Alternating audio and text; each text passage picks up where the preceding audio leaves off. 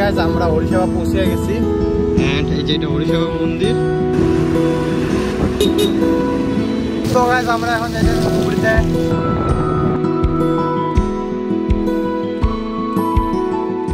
তো hello guys, welcome back to a new episode. তো আজকের ব্লগটা শুরু করার আগে রণজিৎ কিছু কব। তো সবার ফার্স্টে এই জায়গায় দেখো রণজিৎ খাতা চেক করতেছে এক্সামের। তো রণজিৎ এই কথাটা কও আগে। কথাটা হলো, তো কালকে যে প্রসাদ খেতে গেলাম স্যারের বাড়িতে, স্যারের অল্প চাপ আসছিল, ওই জন্য স্যার বললো যে আমার স্কুলের খাতাগুলো চেক করে দিতে। আমি ঠিক আছে দিও তাহলে স্যার। তো খাতা চেক করতে বসলাম সকালবেলা।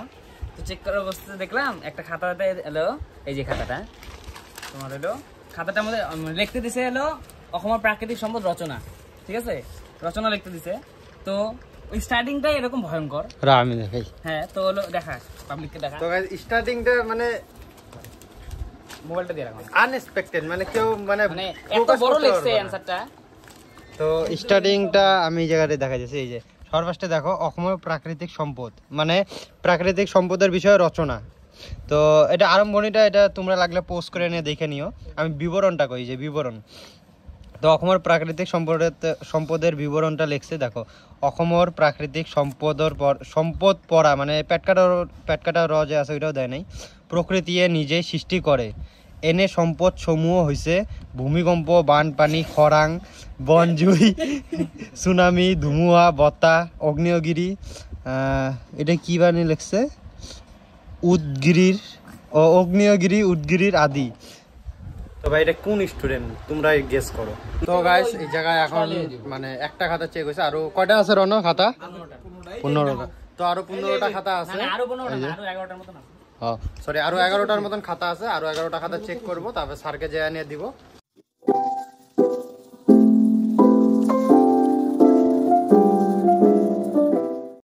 তো গাইস অলমোস্ট এখন 2:10 বাজে এন্ড আর মানে প্রায় খাতা চেক করা হয়ে গেছে। এখনো মানে 3টা খাতা বাকি আছে চেক করা।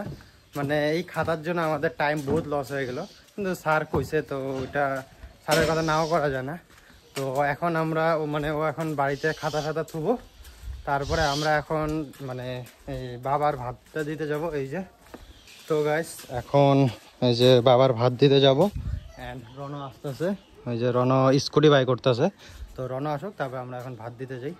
তো ও আসুক, আমরা এখন এই জায়গায় ওয়েট করি, তারপরে আমরা যাবো হলো ভাতটা দিতে। আছে যে রণ এসে গেছে, স্কুটি বাই করা শেষ রণর।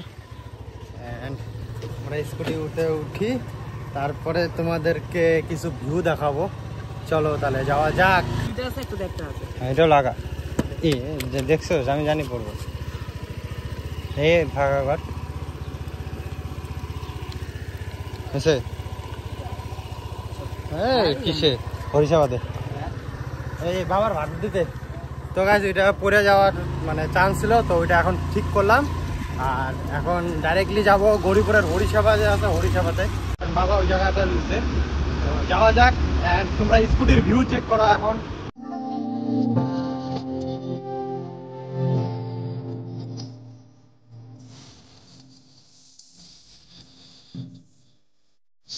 তো গাইস এই দুপুরে বেড়ানোর একটা মজাটাই আলাদা, কারণ ভাই এইদিকে দেখো কি ক্লাউডি ওয়েদার ভাই। এই সাইডে পুরাটা ওয়েদার এন্ড সূর্য দেখো, মানে একদম বলার মতন না। এই টাইমটা বাড়িয়া মানে ঘোরার মতন মজা মানে সকালেও নাই এবং বিকালেও নাই। তো এই দুপুর টাইমে যদি বাড়াও, একটা ফিল নিয়ে বাড়াবা এন্ড স্কুটি যদি থাকে কারো, তো ঘুরে সে মজা পাবা ভাই। এন্ড গাইস আমরা অলমোস্ট গৌরীপুর পার্ক, ভাঙ্গাচুরা পার্ক গৌরীপুর। এন্ড ওই যে আমাদের ওইটা মহামা ফিল্ড, মানে পুকুর পাড়া ওই সাইডেরটা। গৌরীপুর নিয়ে একদিন ব্লগ বানাবো আমরা, খুব তাড়াতাড়ি ব্লগ আসবে, কারণ আমরা 7 ডেজ চ্যালেঞ্জ করতেছি। আজকে হলো ডে 2 এন্ড এই যে এটা গৌরীপুর মানে পার্কের সামনে টার্নিং এন্ড এটা গণেশ মন্দির। তো গণেশ মন্দিরে এখন তো ভিতরে ঢুকবো না, তো এটা হলো গণেশ মন্দিরের গেট। এই যে আমাদের গণেশ মন্দিরের গেট এন্ড এদিকের ওয়েদারটা দেখো ভাই, ওয়েদারটা ভাই জাস্ট অসম, কি বলবো, মানে বলার মতন নাই, এত সুন্দর ওয়েদার, সে মজা লাগছে। সকনক ওয়েদার। আমরা হরিসভা পৌঁছে গেছি এন্ড এই যে এটা হরিসভা মন্দির। আর এদিকে আমি মানে বাবা থাকে, তো বাবা আসবে এখন, তারপরে হলো ভাতটা দিব। তো আগে ভাতটা দিই। তো গাইস এই জায়গার কাম কমপ্লিট, মানে ভাত দেওয়া শেষ। এখন যাব হলো বাজারে, বড়দাদার দোকানে যাব, তারপরে ওকে ভাত দিব, তারপরে যাব হলো বাড়ি। তারপরে ফ্রেশ ট্রেশ হবো, তারপরে বিকালবেলা আবার ব্লগ কন্টিনিউ হবে। তো এখন আগে বাজারে যাই, মানে বদার দোকানে, তারপরে হলো তোমাদের সাথে কথা হচ্ছে। ও তার আগে এই যে আমাদের গরিপুরে স্টেট ব্যাংক এটা, অ্যান্ড এই জায়গায় এই যে নতুন বাটা শোরুম খুলছে। তো আস্তে আস্তে গরিপুর মানে নতুন রেস্টুরেন্ট খুলছে, এই যে নতুন রেস্টুরেন্টও খুলছে এই জায়গায়, ভেজ, এটা টোটালি ভেজ। যদি কেউ না চিনো তাহলে এটা জায়গা হলো পাবলিক লাইব্রেরির থেকে একটু মানে এই সাইডে আসতে লাগে, ওড়িশা বাড়ির দিকে, মানে SBI ব্যাংক যে আছে ওই সাইডটায়। তো গরিপুর আস্তে আস্তে মানে বোর্ডটাই ডেভেলপ করতেছে, আরও ডেভেলপ হবো আশা করি। তো পরে কথা হচ্ছে, এখন আগে বাজারে যাই।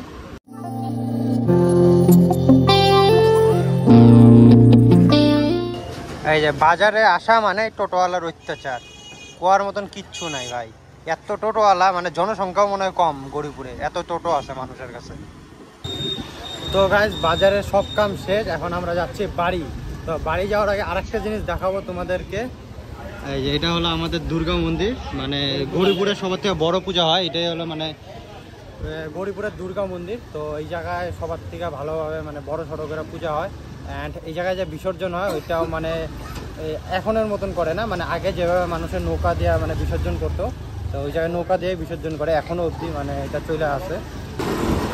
তো গাইস ফাইনালি পাড়া, তো আমরা আবার পাড়াতে এসে গেছি। তো বাজারে সব কাম শেষ, এখন যাব বাড়ি, স্নান খাওয়া দাওয়া করবো। অ্যান্ড রনও এসে গেছে বাড়িতে, অ্যান্ড আমিও যাবো বাড়ি।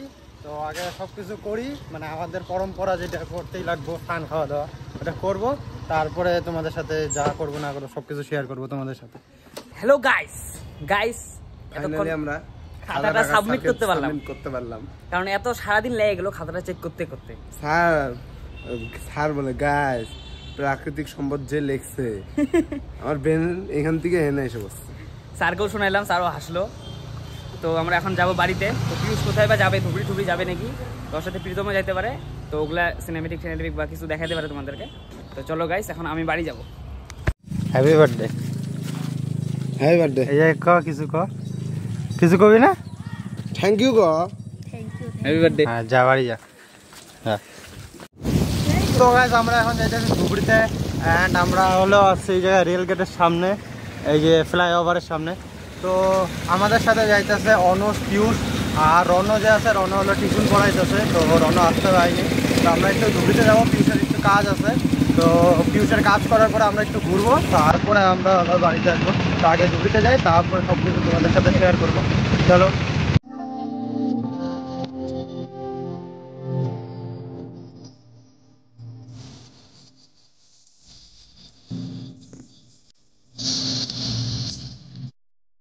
আমার দিব না রে।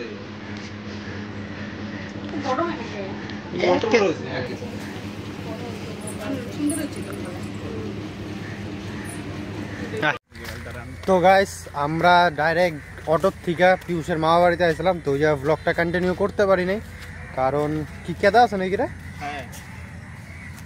কারণ পিউষের মানে একটু পার্সোনাল একটু প্রবলেম আসলো, তো ওটার জন্য মামা বাড়িতে কাজ করতেছে। অ্যান্ড আমি আর অনস আইছি এইদিকে, দেখো নদীর পারে, এই যে সামনে নদী। তো আমরা এখন যাব নদীর সামনে। তো নদীর সামনে যাই, দেখি যদি কোনো ভিউ দেখাইতে পারি তো তোমাদের সাথে অবশ্যই শেয়ার করব। তো আগে যাওয়া যাক ওই জায়গায়, তারপরে তোমাদের সাথে সব কিছু শেয়ার করতেছি। তো চলো। তো গাইস আমরা যে ঘাটে আছি, এই ঘাটটার নাম হলো পঞ্চু ঘাট, ধুবড়ির পঞ্চু ঘাটে আছি। অ্যান্ড এদিক দিয়ে দেখো দেখা যাইতেছে কি না জানি না। তো এদিকে দেখো সব নৌকা মানে আছে, এদিক দিয়ে ওই যে একটা নৌকা যাইতেছে এই সন্ধ্যাবেলা। অ্যান্ড এটা দেখো গাইস, এটা দেখে একদম কি বলবো, একদম মানে বলার মতন নাই। তো এই জায়গায় একটু কিছু আমরা মানে ঘুরবো। তো গাইস এই জায়গার মানে ব্যাকগ্রাউন্ড মানে কি দূরের যেগুলো ভিউ আছে এগুলো কিচ্ছু দেখা যায় না, দেখো এই জায়গা থেকে কিছু বোঝা যায় না। তো যদি পারি আমরা অন্যদিন সকালবেলা এসে এই জায়গায় ভিডিও বানাবো। অ্যাকচুয়ালি জায়গাটা খুব সুন্দর, তো আজকে তো ভিডিও বানানো যাবো না এই জায়গায়। তো এখন আবার পিউষের মামা বাড়িতে যাবো। তো ওই জায়গায় যদি কাম হয়ে থাকে তারপরে বাড়াবো, বাড়ি এনে তবে দেখা যাক কী করি। তো গাইস আমাদের দূরের সব কাম শেষ, অ্যান্ড এখন আমরা বাড়ি যাইতেছি। রাস্তায় এই যে চৌরঙ্গি মোড় এটা, তো ডাইরেক্ট বাড়ি যাই। এখন আর বেশি বড় করি না ভিডিওটা। লাইটের যে পাওয়ার, তোমার লাইটের সেই পাওয়ার, মানে মোবাইলের লাইটের, কিন্তু নদীর পাড়ে তাও কিচ্ছু বোঝা যায়নি, তার জন্য আমি কিচ্ছু শেয়ার করি নাই তোমাদেরকে। তো আজকের ভিডিওতে অত বড় করি না, তো আজকের ভিডিওটা এই জায়গায় শেষ করি। ভালো লাগলে লাইক করো অ্যান্ড সাবস্ক্রাইব। তো থ্যাংকস ফর ওয়াচিং, বাই।